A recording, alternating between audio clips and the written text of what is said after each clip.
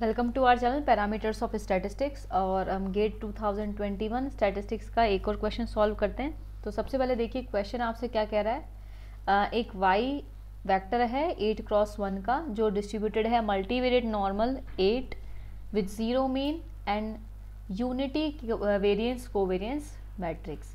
इसका ऑर्डर है 8x8।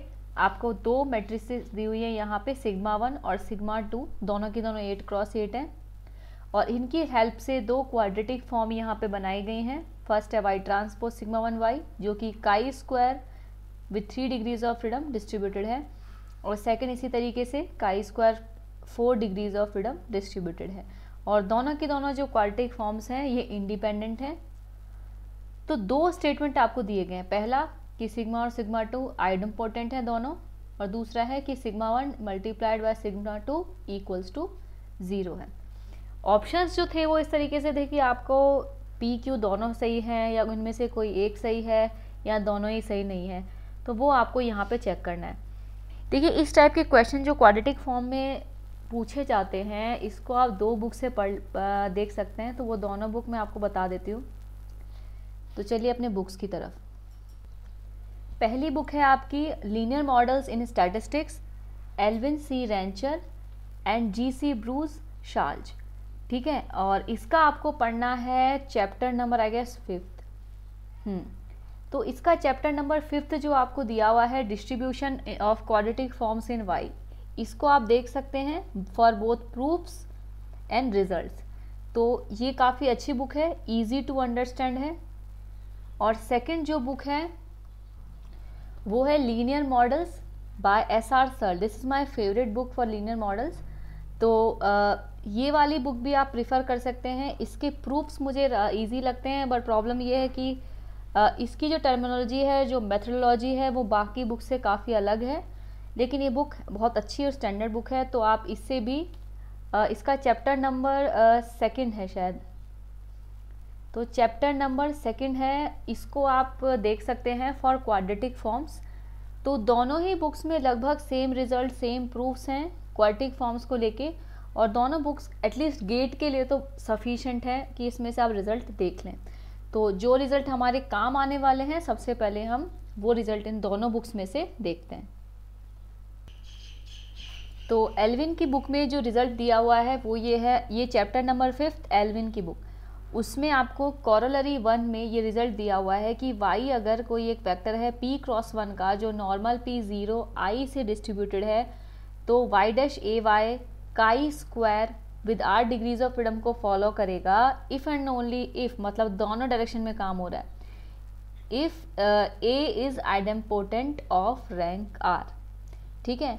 ये पहला रिजल्ट है जो हमारे काम आने वाला है। यही सेम रिजल्ट मैं आपको सर्ल की बुक में भी दिखा देती हूँ। यही सेम रिजल्ट आपको यहाँ पे ये सर्ल की बुक में मिल जाएगा। Corollary 2.1 if x is normal 0 I then x dash A x chi square R if and only if A is idempotent of rank R. तो दोनों बुक्स में ये सेम रिजल्ट आपको दिए गए हैं, तो इसको हम अपने क्वेश्चन के लिए नोट कर लेते हैं। तो पहला जो रिजल्ट हमारे काम आने वाला है वो हमने अपने क्वेश्चन के लिए यहाँ पे नोट कर दिया। अब बढ़ते हैं सेकंड रिजल्ट की तरफ जो क्वेश्चन में काम आएगा। ये वाला रिजल्ट है आपका एल्विन की बुक से, और ये रिजल्ट आपको उस टॉपिक में मिलेगा chapter number 5 topic independence of two quadratic forms. तो कॉरोलरी 1 में दिया हुआ है कि अगर y आपका normal p mu sigma square i distributed है, तो y डैश ए वाई और y dash B y independent होते हैं if and only if A B equals to 0, ठीक है। तो ये का ये रिजल्ट मैं आपको सर्ल की बुक में भी दिखा देती हूँ। देखिए थ्योरम नंबर 4 में यही सेम रिजल्ट आपको दिया हुआ है कि x नॉर्मल म्यू भी डिस्ट्रीब्यूटेड है, तो ये दो क्वाड्रेटिक फॉर्म्स हैं, ये इंडिपेंडेंटली डिस्ट्रीब्यूटेड होंगी अगर ए वी बी आपका 0 होगा। अब यहाँ पे आप v की जगह जब i रखेंगे, ठीक है, तो यहाँ पे a b ही हो जाएगा, ठीक है।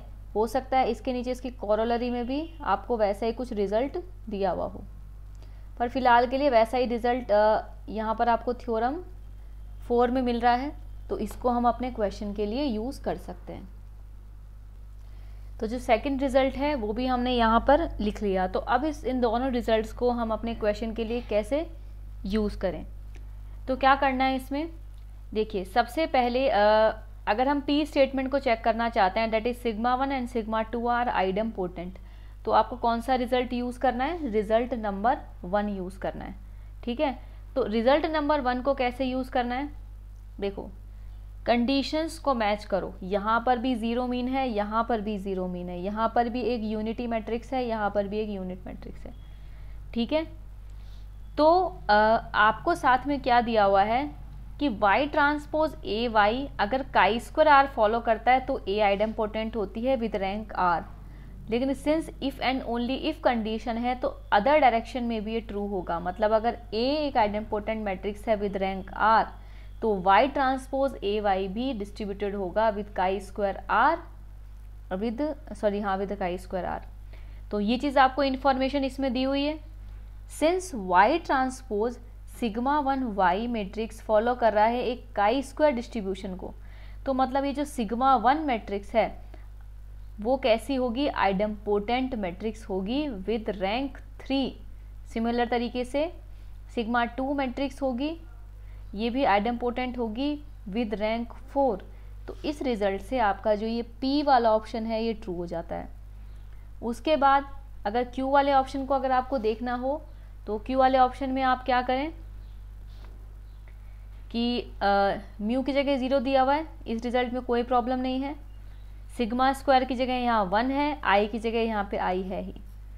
फिर आपने क्या करना है कि ये दो क्वाड्रेटिक फॉर्म्स इंडिपेंडेंट कब होंगी, जब ये वाली चीज़ होगी। मतलब अगर इंडिपेंडेंट है तो ये कंडीशन इम्प्लाई हो रही है, ये कंडीशन इम्प्लाई हो रही है, तो ये दोनों क्वाड्रेटिक फॉर्म्स इंडिपेंडेंट हैं।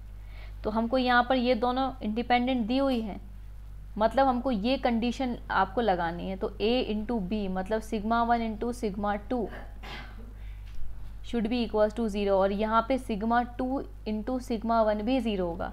तो आपका जो ये ऑप्शन नंबर Q है ये भी सही है। तो मतलब दोनों के दोनों जो ऑप्शंस है यहाँ पे ठीक है। तो इस तरीके से आपको इस क्वेश्चन को सॉल्व करना है, और गेट एस्पायरेंट्स को क्वाड्रेटिक फॉर्म्स के क्वेश्चन को देख लेना चाहिए, केवल रिजल्ट्स को प्रूफ नहीं पढ़ने हैं। एक नोट कॉपी, एक पेज बनाइए, रिजल्ट्स को लिख लीजिए, थोड़ा मेमोराइज कीजिए। अगर आप IAS की तैयारी कर रहे हैं तो उन रिजल्ट को प्रैक्टिस कीजिए, प्रूफ्स को प्रैक्टिस कीजिए, और बाकी एग्ज़ाम्स के लिए तो रिजल्ट्स काफ़ी हैं। ठीक है, so I hope you like this video and give a thumbs up for my video, and thank you so much.